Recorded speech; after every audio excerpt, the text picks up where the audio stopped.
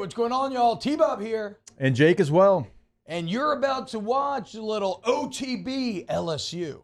We're going to give you all the latest, greatest between LSU football, baseball, women's basketball, softball, and everything in between. Bottom line, if you want to talk Tigers, keep it locked, subscribe, like it, and we hope you enjoy. A little bit shorter, a little more contained of a game. Like I said, solid is kind of the word I keep coming back to.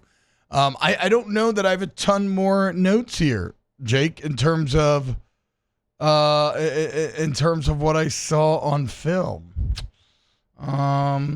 Okay. The Aaron Anderson touchdown that wasn't a touchdown was a thing of beauty. Yeah. That was dropped in the bucket, and it was a hell of a catch. Just, the bobble at the end ends up making it not so. There was a bit of an issue with drops this game. None bigger than the Kyron Lacey touchdown drop. Because, again, if in a game where LSU did not miss many opportunities, at that point, you make it 28-10. So here you would have outscored them 28-3 after that initial flurry, and there's just nothing left in the game. There's no excitement whatsoever. Yeah. The Vanderbilt touchdown at the end never happens or doesn't matter at all. Even though I loved it, you don't have to close out the game with a beautiful 6-minute drive to not give them the ball back. So that drop did leave the door wide open, and that would be one of my quibbles with the game for sure. Yeah, that's, unfortunately that issue's kind of popped back up from, the last couple of years. And, Kyron felt like certainly at the beginning of the year, like that was something that he had fixed. Yeah. Still just right there at the point. He gets open. His routes have been really good. He's made plays, not saying he has not. But you see a difference. Like when C.J. Daniels and Mason Taylor catch the football, it's like clamps on the ball. And it's like it's an aggressive nature towards the football. You can almost hear it from up in the broadcast booth when they catch a football. And I'm not saying they don't have soft hands, but it's so aggressive and they lock it so tight that you feel like you hear their hands hitting. It's like a catcher. Football. Those catchers that pop the that pop the ball for their pitchers to make them sound stronger. And Kyron just does not have that. And so that was a disappointing drop, and you had a couple of different opportunities at it as well.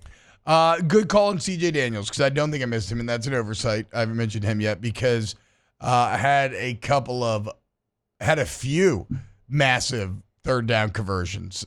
He had two in the first half, maybe in the second quarter, but is that the drive you didn't end up scoring on? Or no, that's the drive you did end up scoring on. But none bigger than, in my opinion, the drive that would eventually make it 21-10, the most important offensive drive of the game, the one where you later got the fourth down. You immediately faced a 3rd and 9, and the how you got it was just get the ball to C.J. Daniels in space, and then him having to make a play and find a way to move the chains. And after that, offense gets rolling. You end up scoring 21-10. So he's kind of the first domino in that sequence. So C.J. Daniels continues to be that guy, just so like, and it's funny because in the day and age of the portal where there's going to be a ton of high-priced assets, guys like C.J. Daniels, man, you find a few of those.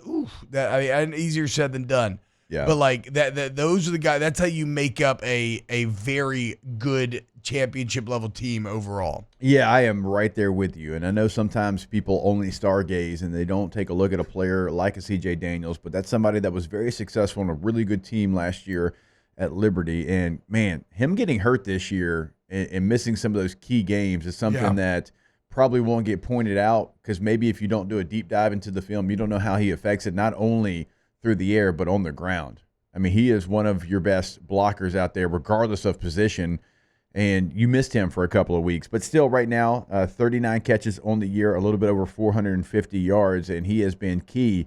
And he is somebody that I think he'll find his way onto an NFL roster, and he'll stick around for a very long time as a third receiver, possession receiver that's going to, make plays in the moment. Again, Josh Williams, can't celebrate him enough. So the first big touchdown run was a thing of beauty from him in terms of breaking tackles, finding a way to keep his feet, squirting out, finding the end zone. The second one was probably the best gap scheme blocking that the offensive line has had the entire year. It was some clinic tape level of blocking that made you feel really good that it finally hit. I think that's pretty much it for my notes. Jake, do you have anything else left? I mean, that pretty much hits it all. I mean, the main things for me were, like you said, Josh Williams on offense. Even though a lot of people want to put somebody else in a lot of times, I think him and Durham are a great 1-2 punch. Yeah. I think they complement each other in what they do, and this was a perfect example of that because I thought both actually played well and certainly had their moments. And Josh had the hot hand this game, so he got more, run as far as attention in the passing game and things like that. Although they both ended up with 14 carries. I would say Durham had some nice moments as well. Yeah, so that was certainly a part of it. You mentioned the interior offensive line, but again, I want to go back and point one more time. The job the defense did with attention to detail in this game plan was high level, something we haven't seen in a you go back to last year, it's like they never had a game where it was high level execution as far as what the game plan was. Again, outside of probably 2-3 plays by your safeties, I thought it was as well as they've played, just being disciplined and stopping a pretty good offense.